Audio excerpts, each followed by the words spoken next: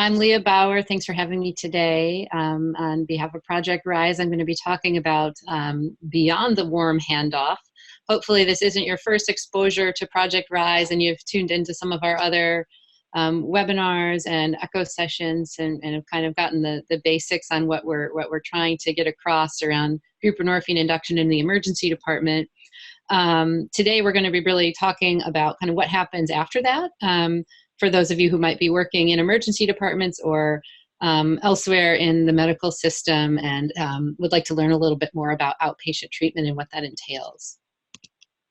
So before getting into those details, I'd like to just really focus in the next couple of slides on the warm handoff piece of this whole kind of care flow, because I think it's really important. A couple of important points that we want to just kind of really reinforce with Project Rise is that initiating buprenorphine in the emergency department without a very clear plan for rapid outpatient follow-up is really not a responsible thing to do. So having that warm handoff and having that piece really tight is just essential.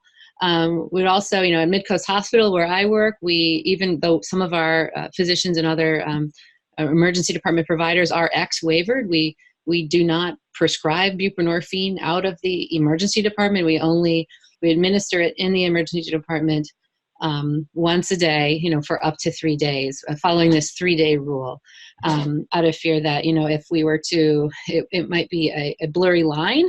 If we started writing prescriptions for a few days or a week, what happens then? What happens when the patient misses their follow-up appointment? When does the emergency room really become a place where outpatient treatment is occurring? And that is a rule or a line that I think really needs to be clearly demarcated. So I would encourage other programs who are looking into this to, really stick to that 3-day rule, even if your providers have X waivers.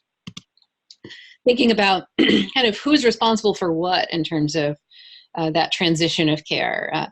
I think it's important to emphasize and reassuring for emergency providers to realize that their responsibility is not to determine who is an appropriate candidate for maintenance treatment on buprenorphine. Their responsibility really is to determine whether induction at that point in time is safe and whether outpatient follow-up is available and feasible for that given patient. It's on the outpatient team to determine whether this particular patient is a good fit for their program. Is it an appropriate candidate for buprenorphine maintenance at all? And whether that patient really understands the risks and benefits of buprenorphine maintenance treatment. That discussion is a longer one that should happen on the outpatient side, not in the emergency department. In terms of what are the logistical components of an effective warm handoff from the ED, a patient really needs to be leaving there with a clear date, time, and location for their follow-up, something in writing as well as verbally reviewed with the patient. And that information also needs to be communicated to the outpatient provider via, something that works for your system, a phone call, a voicemail, an email. It's important to have the documentation from the emergency room available to the outpatient provider, the clinical notes, as well as relevant labs, what meds were administered, what the doses were of the buprenorphine that was given. Those need to be faxed or otherwise made available on a shared electronic platform.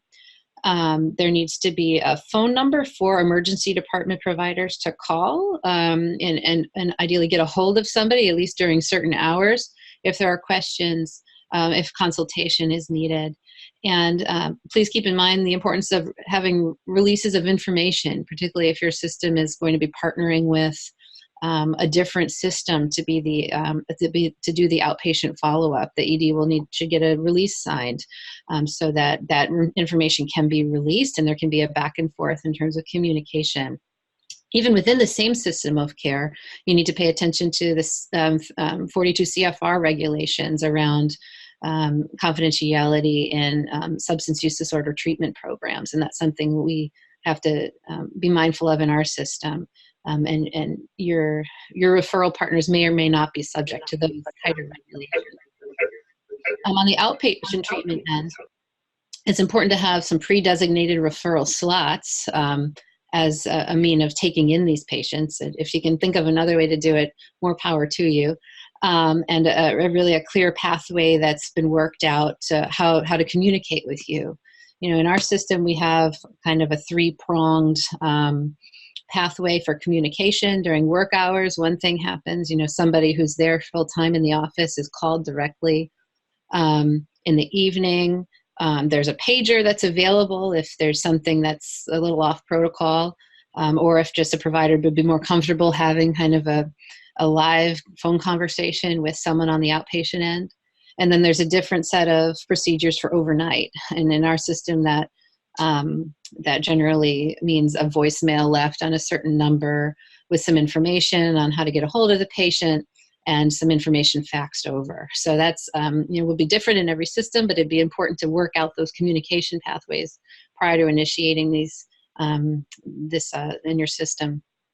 It's good to have on-call availability, at least maybe not 24/7.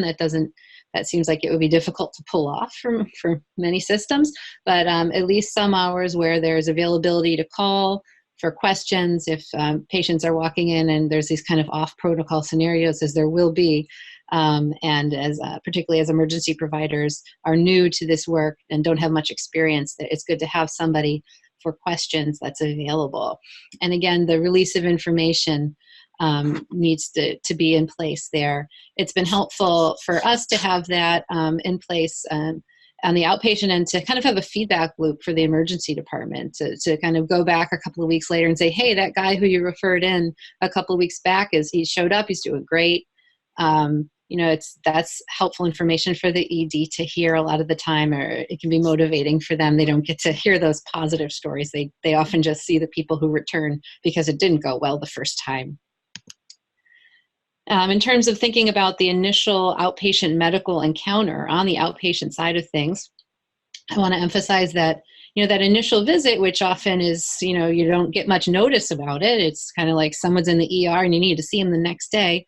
Doesn't mean you necessarily need to have a full extensive intake evaluation with them the next day in terms of the prescriber's responsibility, but even just a 10-minute kind of pop-in visit where the relevant records are reviewed, including the PMP, recent use history, relevant details of their medical and social history, evaluation of the current dose of buprenorphine, if there's side effects, addressing those, doing a consent to buprenorphine maintenance with them, including signing a treatment agreement is something I like to do in my initial encounter, making a plan for follow-up, and then likely that patient can return within the next week or so for more of an extensive history of their substance use in the past, their psychosocial history, and all of those details. So it's important to kind of think outside the box to see how this can fit into your workflow on the outpatient side.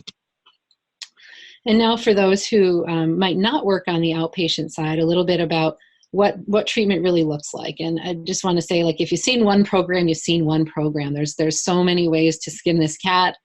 The kind of standards of care are certainly evolving, and there are lots of ways of doing this, and for good reason a lot of the time. But, treatment is not a one-pronged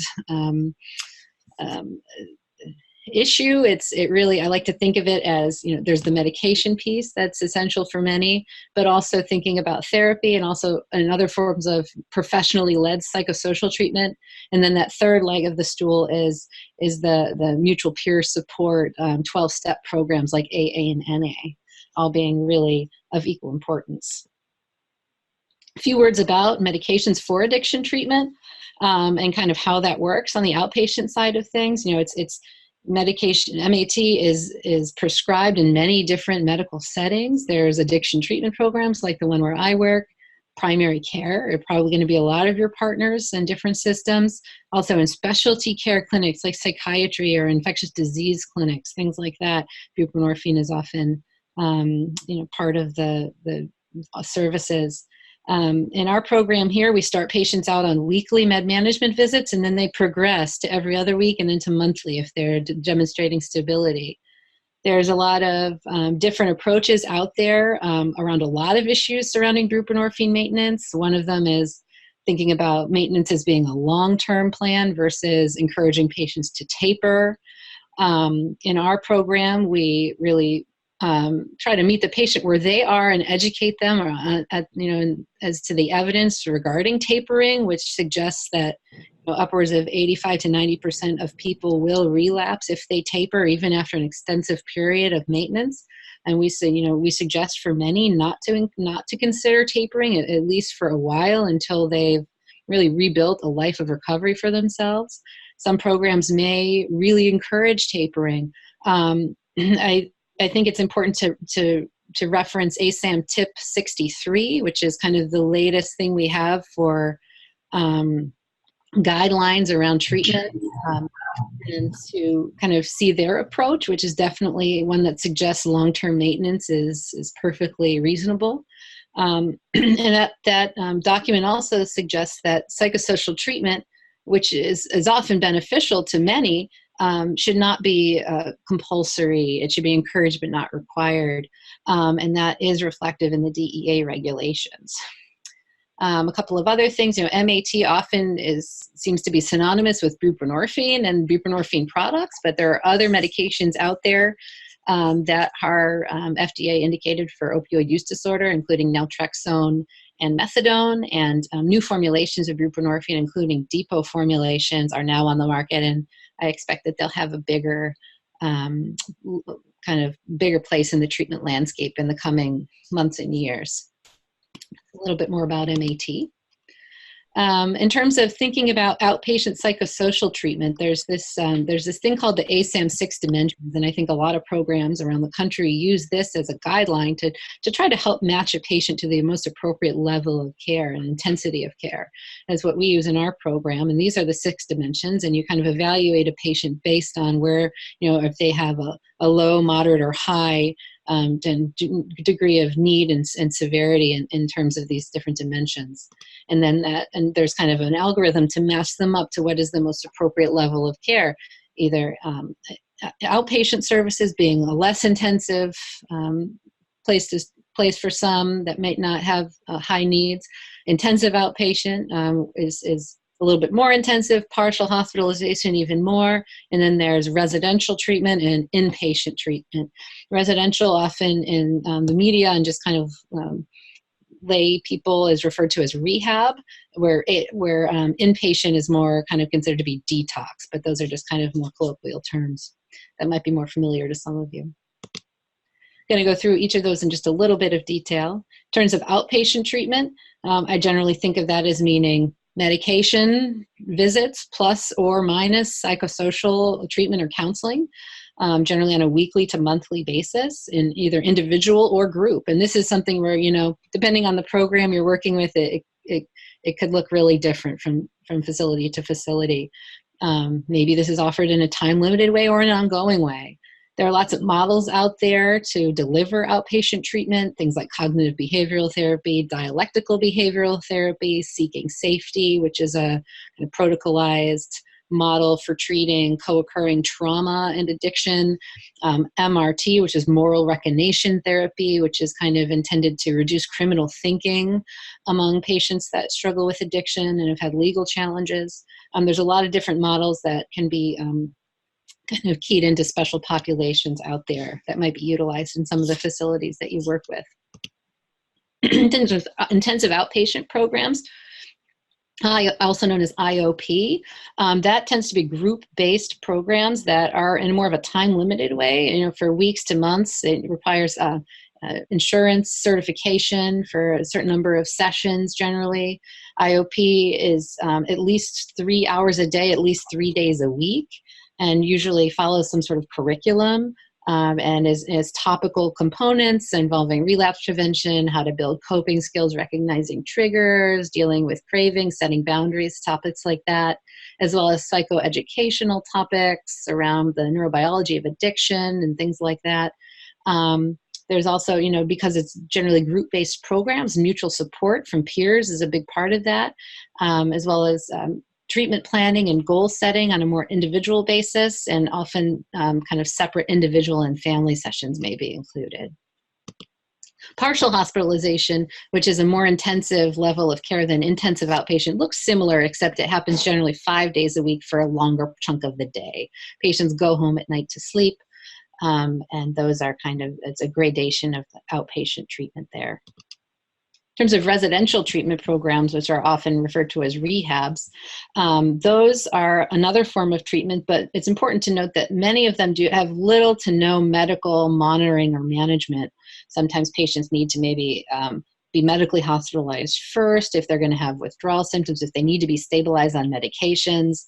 If there's a doctor on staff, maybe they just round weekly, something like that. A lot of them, unfortunately, do not allow buprenorphine or other medications that have been deemed to have abuse potential, for fear that that could jeopardize the treatment milieu, or also because of just kind of deeply held stigmas around medications. It's difficult to access residential treatment programs for many patients because they tend to be expensive. They tend to have very limited bed availability, and they tend to not be well covered by insurances, and in fact are not covered at all by Medicare.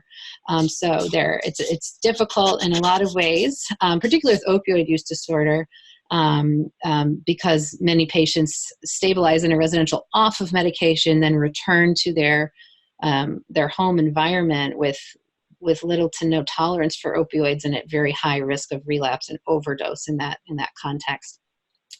And so that's a little bit about residential. It has its place, but unfortunately residentials are not good at generally addressing the underlying kind of triggers that are inherent to one's home environment that are so closely related with substance use and relapse. Opioid treatment programs are also known as methadone clinics. Just wanted to touch on those to just help enhance your understanding of the treatment landscape. So these are programs that really are under more tight regulations federally, and different regulations from office-based opioid treatment like buprenorphine maintenance programs and primary care programs that do buprenorphine. They generally dispense liquid methadone on a daily basis, and patients can kind of progress to having take-home doses, generally up to a week at a time if they're really demonstrating stability for a pretty extensive length of time. Many now either prescribe weekly or dispense daily buprenorphine as well. And often there's a small but not super significant psychosocial component to treatment at these facilities. And patients can seek more intensive outpatient programs in other facilities while they're there, for example. A little bit about AA and NA. Meeting attendance is certainly encouraged strongly by our program. They've been shown to improve outcomes in lots of studies over the years. There is no really requirement to be sober or not using to be going to AA or NA meetings, which is an important thing to know. Really, they say the only requirement is a desire to stop using or drinking. And there's kind of several gradations of involvement in AA.